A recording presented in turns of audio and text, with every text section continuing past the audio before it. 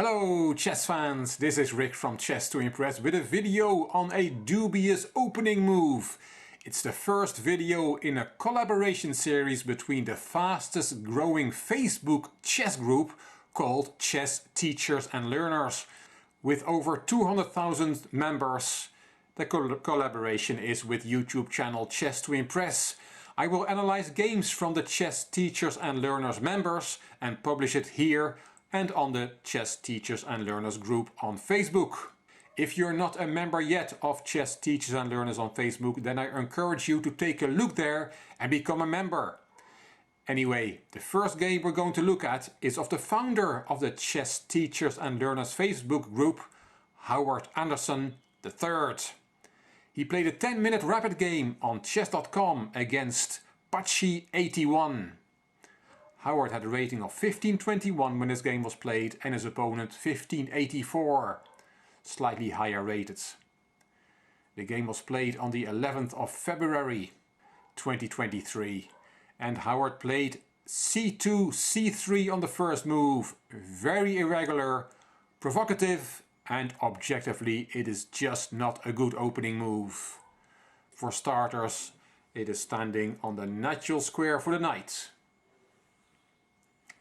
Black played e5, knight f3, knight c6, e4, getting a pawn in the center, knight f6, and here Howard played d3, bishop c5, g3, he's going to fianchetto that bishop to g2, and we see that happening, and black plays bishop g4, pinning the knight on f3.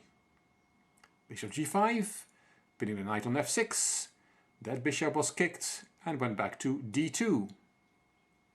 Here castling is the most normal move, putting the king safe, but queen c8 was black's choice. It's a bit early to commit the queen to that square. Castling is a better alternative. It's not clear yet where the queen wants to go. White castled as well, and h5. Black is attacking ideas against the white king in mind. b4, counter initiative on the other side of the board. The bishop dropped back, bishop e3 and g5, and that is not a good move. h4 seems more in the spirit of the position, attacking white's shield around the king. But g5 just drops a pawn and Howard took it. Black does not have a strong enough attack on the king side yet to justify this pawn sacrifice. For starters, black's knight f6 is now hanging. Black defended the knight, bishop h4, this bishop is now another defender of white's king side.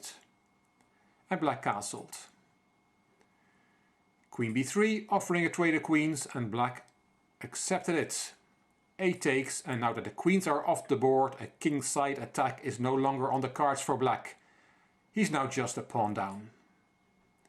The game goes on, rook h6, the knight on f6 needed some protection.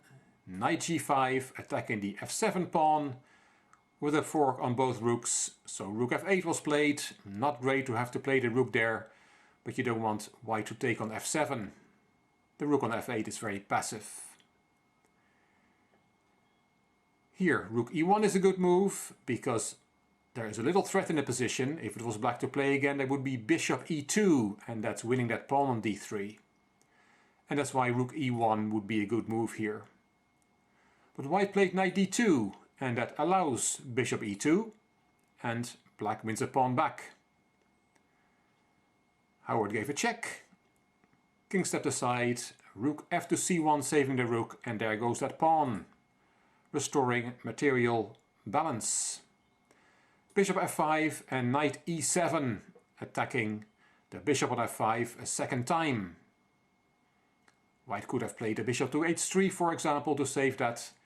But knight c4 was played, and now black wins another pawn. Knight takes, e takes, and bishop takes. Black has turned things around in the last few moves. Being a pawn down, he's now a pawn up, and has a better position. Knight takes b6, and you really should take with the a pawn here. But black took with the c pawn, violating the rule of thumb to take towards the center.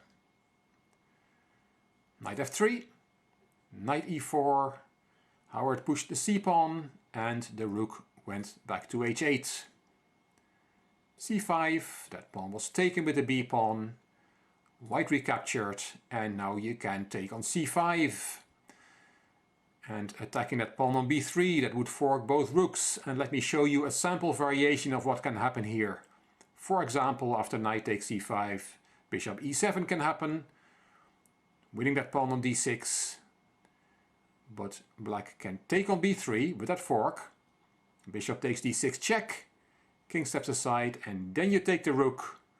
Rook recaptures, knight takes e5, for example, and then black takes the exchange like this. And this is better for black, he is a pawn up. So all that after b takes c5 and then knight takes c5, but black did not play that. Knight takes c5 would give him a better position, but he played f6. White took on d6, the knight recaptured, and now knight d2. That f6 pawn is a bit of a problem in black's position. The rook on f8 has to protect it, and it's not great to have to use a rook to protect a weak pawn. Black could have resolved this problem, for example, with bishop e6. And if, for example, rook c3, then there is knight f5, attacking that bishop, and that solves the problem of the f-pawn. Black played knight e4 instead. Knight c4, rook to c8, and that is not a good move, because now there is f3. Removing the defender tactic, the knight on e4 is protecting the pawn on f6, and white is removing that defender. Nice move.